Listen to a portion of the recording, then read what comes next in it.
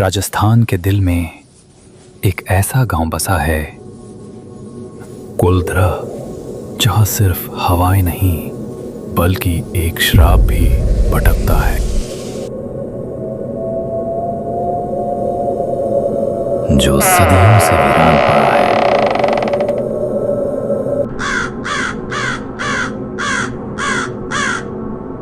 जिसके हर कोने में बसी है एक अजीब सी खामोशी। दोस्तों, ये कहानी शुरू होती है 3 दोस्तों से, राहुल, विशाल और अजय से। एक दिन राहुल अपने दोस्तों के साथ बैठा किसी से फोन पर बात कर रहा था। फोन पर कोई उसे कुलधरा गांव के बारे में बता रहा था। बात सुनते सुनते राहुल के मन में उस जगह को देखने का जबरदस्त शौक पैदा हो गया।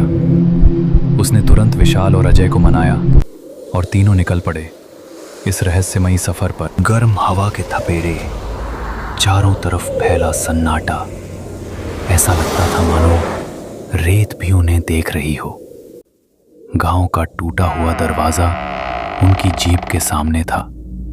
विशाल, क्या हमें सच में अंदर जाना चाहिए? डरो मत, ये बस पुरानी कहानियां हैं।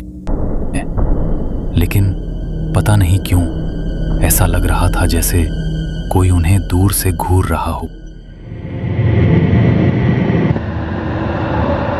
जैसे जैसे वे अंदर बढ़े, टूटी दीवारें, जले हुए चूल्हे, बिखरे बर्तन, मानो वक्त यहां सदियों पहले रुक गया हो। अचानक अजय ठिठक गया। अजय हैरान होकर,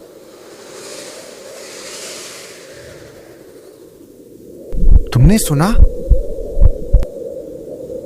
तीनों ने कान लगाया और वही आवाज फिर आई।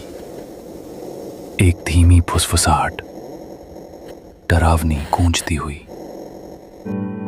चले जाओ। गांव के बीचों बीच एक पुराना कुआं था। कहा जाता है यहीं से सब शुरू हुआ था। सदियों पहले पालीवाल ब्राह्मण इस जगह को छोड़कर चले गए थे और जाते जाते एक शाप दे गए, यहां कोई नहीं बस पाएगा। और आज भी वो शाप जिंदा है।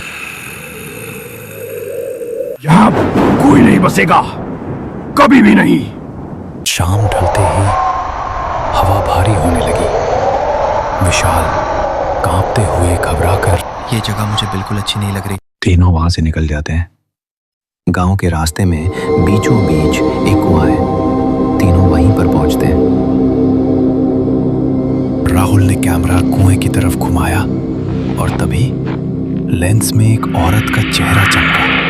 पीली आंखें और टूटी हुई मुस्कान। तीनों वहीं जड़ हो गए। तभी वो डरावनी औरत धीरे धीरे कुएं से बाहर निकलकर हवा में उड़ने लगी। तीनों डरकर पीछे हटने लगे। हवा में रेत का भवन उड़ने लगा। डरावनी औरत भयानक आवाज में बोली, चले जाओ यहां से वरना मारे जाओगे।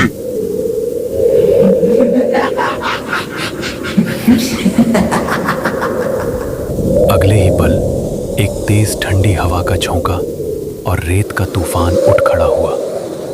तीनों ने एक दूसरे की आंखों में देखा और बिना कुछ बोले जीप की तरफ भाग पड़े।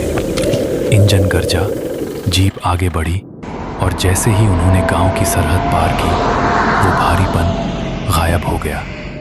पीछे मुड़कर देखा तो कुलधरा फिर से अंधेरे में डूब चुका था। लेकिन रेत के उस सन्नाटे में एक आवाज अब भी गूंज रही थी।